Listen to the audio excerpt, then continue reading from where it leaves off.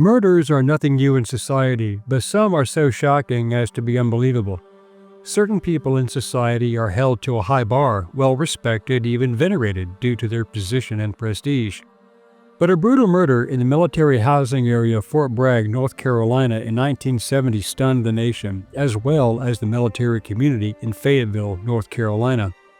The whirlwind of publicity and the controversies that followed became a best-selling book titled Fatal Vision, which became a made-for-TV miniseries. What people believed about the case has been challenged, but what is the real story? Who was Captain Jeffrey MacDonald? What was the case?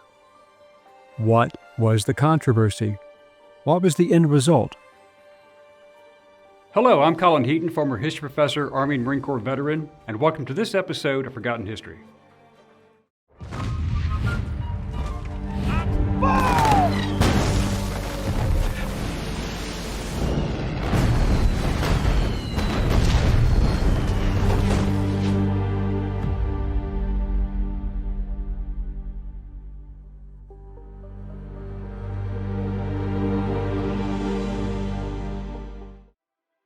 Jeffrey MacDonald was born in New York City in 1943 and voted most likely to succeed in high school and crowned prom king where he met Colette Stevenson. MacDonald got a 3-year scholarship to Princeton University. He later became a medical doctor. In the early hours of February 17, 1970, Captain Jeffrey R. MacDonald, serving as an Army Special Forces physician, reported a stabbing at his residence at 544 Castle Drive on Fort Bragg, North Carolina. MacDonald claimed that 4 people had broken in, assaulted him, rendering him unconscious, then killed his family, wife Colette, aged 26, and daughters Kimberly, aged 5, and Kristen, aged 2, and their unborn son. Evidence found at the scene was a kitchen knife, ice pick, 31-inch piece of wood, all placed outside the back door. There was no blood on the phone he used to call in the crime. A bloody fingertip of a surgical glove was found behind the headboard similar to those kept in the kitchen and was used to write the word pig on the wall in Colette's blood, and his pajama fibers were found under Colette's body and in both girls' bedrooms. Colette's blood was found on Kristen's bedsheets. Police believe that she recovered from being struck in the head by a piece of wood and entered Kim's room, and Jeff killed her, then took her back to bed, leaving his bloody footprint on the way out of Kristen's room. The police believed he covered Colette's body with a pajama top, stabbed her with an ice pick, killing their unborn son. The theory is that he wiped the weapons clean and tossed them out the back door. Then he stabbed himself at the bathroom sink with a scalpel. There was also an Esquire magazine with an article on the Manson murders, which was found under the coffee table stained with blood that authorities believed gave MacDonald the idea for staging the crime scene. The majority of the fingerprints eventually found on the magazine were indeed those of investigators, yet to this day an unidentified print remains from this exhibit. MacDonald was charged in April, the hearing scheduled for July. MacDonald stated that 4 intruders, which included 2 white males, 1 black male wearing an army jacket with E6 Staff Sergeant stripes on the sleeves, and 1 blonde female in a floppy hat holding a candle, broke in and attacked him as he was sleeping on the sofa and then murdered his family. He claimed he fought them off and then fell unconscious. According to police photographs taken much later, there were no signs of a struggle in the living room. But what really happened?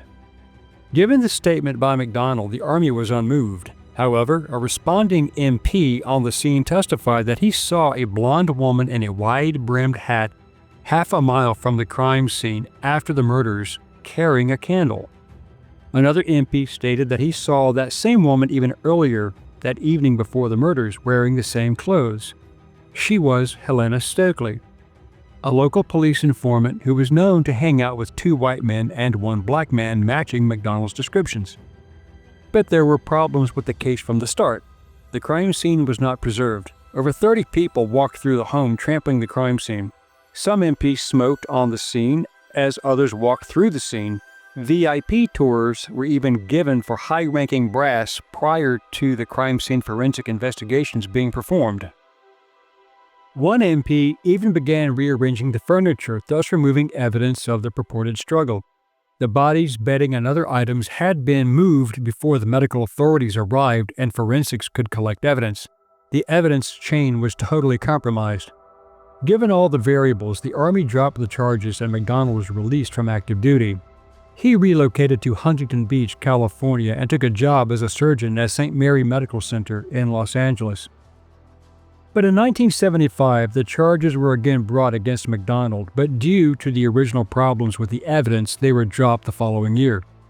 But the Supreme Court ruled that the charges could be brought again, and he was indicted in 1979. The end result was Jeffrey MacDonald being convicted in North Carolina and sentenced to 3 consecutive life terms in prison. But the story does not end there. MacDonald has always proclaimed his innocence, even refusing parole because he would not admit guilt. Decades later, information has surfaced that challenges his conviction, information that the government destroyed or withheld from the defense. Ted Gunderson, retired FBI and former special agent in charge of the Los Angeles, California FBI office, initially began investigating in 1979, just months after the convictions, and he uncovered many disturbing facts. He submitted FOIA requests and it was stonewalled until 1983, and with increasing congressional pressure, he finally had the long-suppressed documents starting to be released. To this date, perhaps 10,000 pages of an admitted 90,000 pages have been released, but they are heavily redacted. But still, much has been learned. But why the redactions? Is it not a public case? CID, or Criminal Investigation Division, never had MacDonald review any suspects by lineup, nor did they construct police SCARDA sketches. The FBI did voice record several suspects, but the CID refused to allow MacDonald to hear them. The suspect, Helena Stokely, made admissions of guilt 24 hours after the murders to Fayetteville, North Carolina Police Detective Prince Beasley, who was aware of her association with a black male who was known to wear an Army fatigue jacket with Staff Stars and Stripes. Beasley was also aware that she had a long blonde wig and often wore boots. This information was transmitted to CID on several occasions, yet no one from CID investigated Stokely and she was not in the investigation notes. Stokely made comments to several people, including her own brother, who all gave statements that Helena told them that she and her boyfriend Greg Mitchell could not get married until they killed more people, and that she admitted to being in the house. All of these statements were suppressed. At trial, Stokely was a hostile defense witness and she denied involvement but admitted to having a hat and wig. Everyone she and Greg Mitchell had confessed to and who also gave official depositions under oath were barred from giving testimony by the judge. The jury never heard that evidence. In a 1982 People magazine article, Stokely claimed that they went after MacDonald and his family because Jeff MacDonald would not give drugs to addicts. For years after the trial, she and Greg confessed to many other people. In 1982, new attorneys in the case retained Raymond Shedlick, Jr., a former New York homicide detective based in Raleigh, North Carolina. He worked on the case for 2 full years, corroborating facts and discovering more evidence. These 2 independent investigations created a coherent set of facts and witnesses, forensic evidence, expert testimony, and polygraph evidence clearly indicating the innocence of Dr. Jeffrey MacDonald and the guilt of Helena Stokely, Greg Mitchell, and their co-assailants. But years later, investigations still continued. In 2013, MacDonald's appellate lawyers found more hidden evidence buried in the case file that was never disclosed to the defense, which is called a Brady violation under the Constitution. In most cases, people get new trials because of this. What they learned was shocking. The evidence withheld from the original investigation included blonde wig hair, that MPs and Army Criminal Investigation Division moved the bodies, they did not wear gloves, fingerprints on the murder weapons were ruined, no way to prove or disprove MacDonald's touch. The house was not sealed off from visitors for the first 24 hours. Potential trace evidence was contaminated and blood destroyed. Blood evidence was poorly logged and documented. Some stains were mislabeled or destroyed during collection. The pajama top worn by MacDonald, which prosecutors later argued was used as a stabbing template, had been folded and handled by several people before thorough analysis.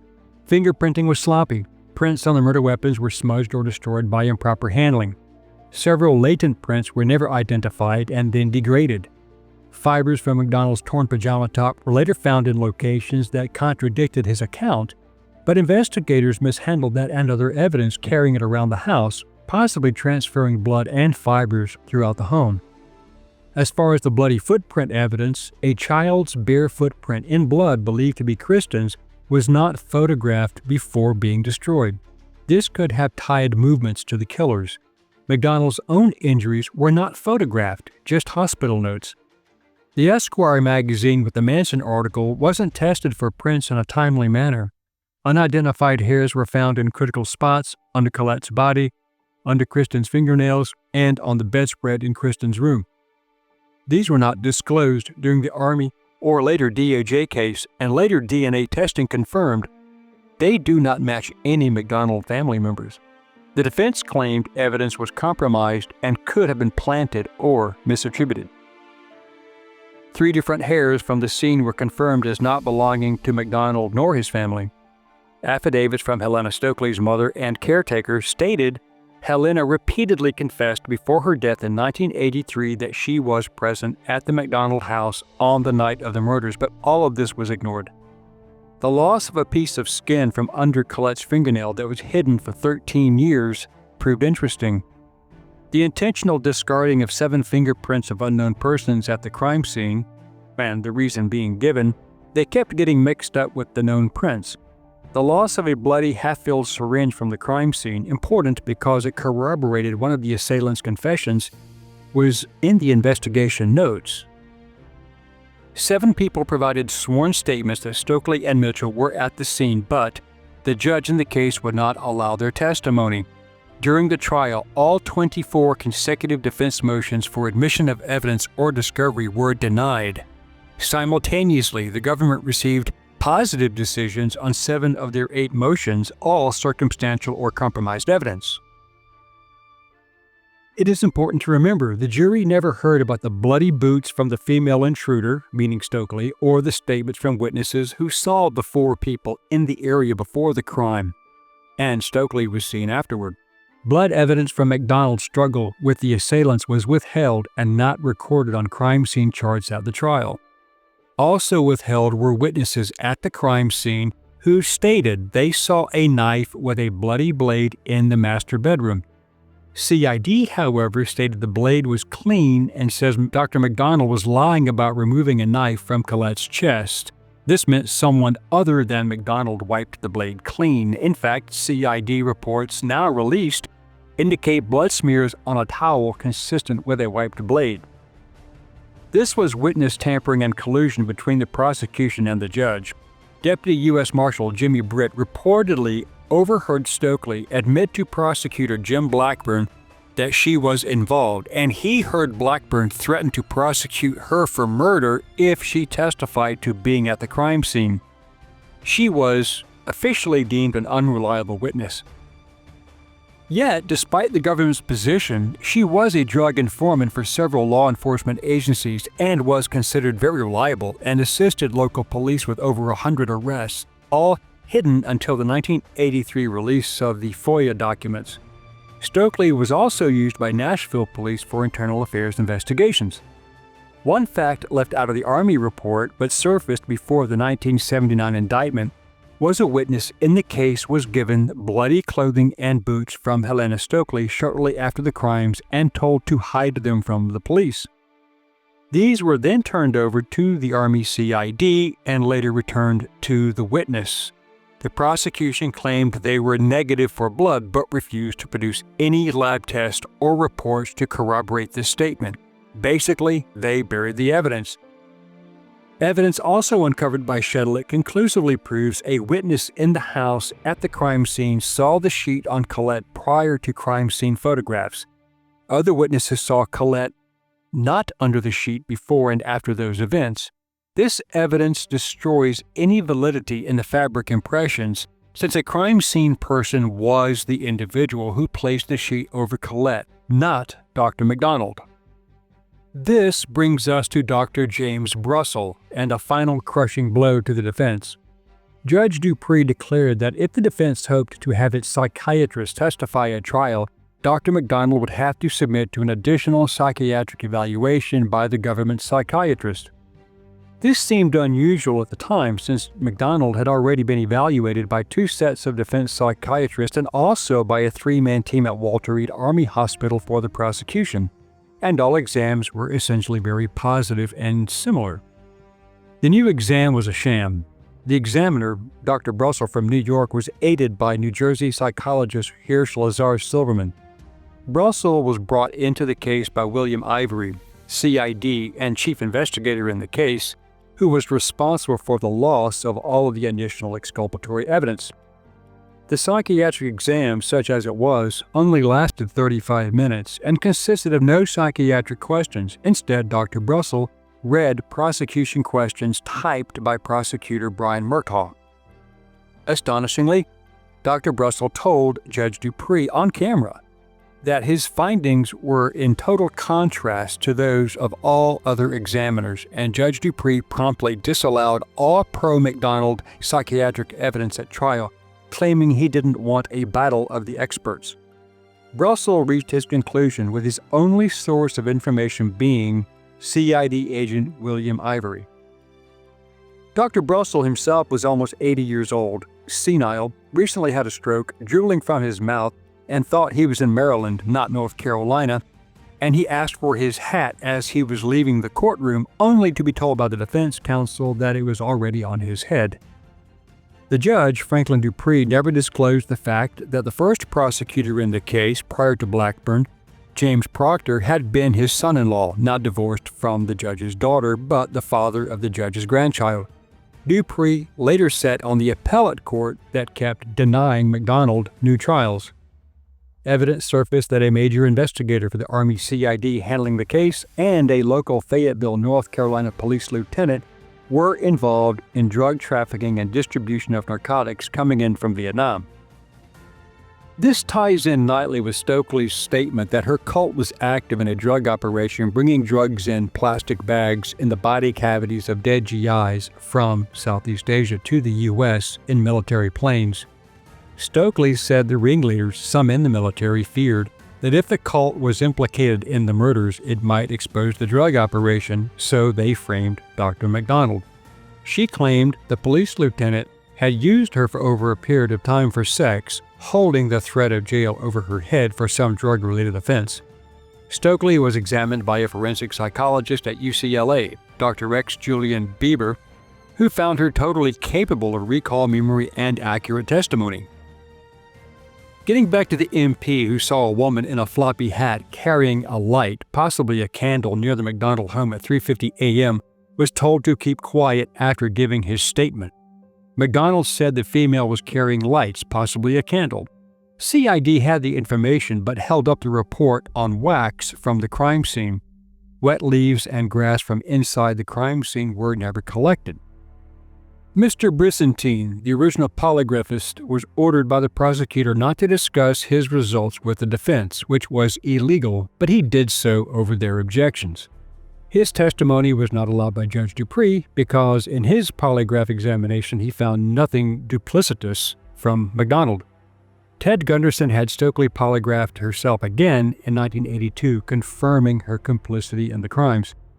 Blood found under Colette's fingernail was skin and blood that was the blood type of Greg Mitchell. This was withheld from the defense as well. Dr. Thomas Noguchi, world-renowned forensic pathologist, had studied the evidence and determined that multiple assailants were involved and that one of them was most likely left-handed. Greg Mitchell was in fact left-handed. Dr. MacDonald was right-handed. Also, the blood evidence under Colette's fingernail did not match anyone in the MacDonald household. Stokely told Gunderson about a rocking horse in one child's bedroom with a broken spring, a phone call from a now identified individual, a barking German Shepherd next door, the presence and type of jewelry box in the MacDonald bedroom. possible blood from an unidentified fingerprint were found on the jewelry box in the master bedroom. 2 family heirloom rings are still missing. Everything corroborated what Stokely said. Stokely also identified the wounds on one of the children's chests in the shape of an S for Satan and described the 2 vehicles used that night, which corroborated independent witnesses as being a Ford Mustang and a cream-colored van. Stokely suddenly died at home in 1983, allegedly of liver disease and pneumonia. But this was inconsistent with liver disease or pneumonia in a 32-year-old person. She had previously told her friend and an investigator that she was ready to drop a major bombshell about the MacDonald case, but she had refused to do so before because her immunity request had been denied. A neighbor had said 2 clean-cut men in suits who had asked for Stokely and remained there for 2 days immediately prior to her death raised suspicions. If Stokely had been murdered, it was undetectable on autopsy. In 1983, a letter from a CID colonel to J. Edgar Hoover personally dated around 1970 documented at least 17 stab wounds plus other injuries to MacDonald. This information was later denied and withheld by prosecutors and was never recorded in the actual record. Ted Gunderson, Ray Shedlick, and one of the columnists Jack Anderson's investigators, Don Goldberg, learned that one Jimmy Fryer was the man who made the call to the home to locate another Dr. MacDonald, actually a Dr. Richard MacDonald, and post-telephone operators put him through to Dr. Jeffrey MacDonald's house at around 2 a.m. Fryer recalled a woman answered, and he could hear a commotion in the background, and a male voice said, "Hang up the goddamn phone." In her own confession, Stokely used those exact words, stating what one of her male friends said to her when she answered the telephone. This was also not allowed at trial. Ironically, all of the evidence that could have been tested again has been lost. Kathy Perry, a person of interest herself, gave a confession to the FBI in 1984, stating she had a syringe to inject the victims with an unknown solution. That item, while in the record, also disappeared before testing. MacDonald has maintained his innocence for over 40 years, filing appeals based on new DNA tests and confessions from Helena Stokely's circle. Today, there are roughly 40 witnesses who strongly corroborate Dr. MacDonald's version of events, and they don't even know him, but all have been denied having their testimony admitted. Needless to say, Judge Dupree denied every review of these startling findings, a decision confirmed by the Fourth Circuit Court of Appeals, and cert was denied by the United States Supreme Court. Dr. Jeffrey MacDonald is still incarcerated in federal prison in Maryland, but every court has upheld the conviction. All 5 legitimate forensic psychiatrists who have examined MacDonald have argued that he is sane, normal, shows no psychopathology, and appears to be truthful. The misconduct of the Army and federal prosecutors has been suppressed. In author Errol Morris's 2012 book, A Wilderness of Error, scrutinizes the flawed investigation and possible miscarriage of justice that continues today, though courts have not granted relief, such as a new trial. MacDonald's 2020 compassionate release request was denied.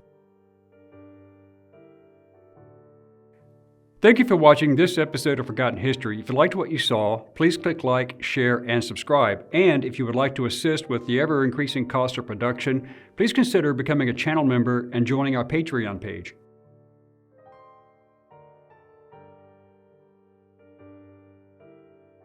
Please check out our merchandise store.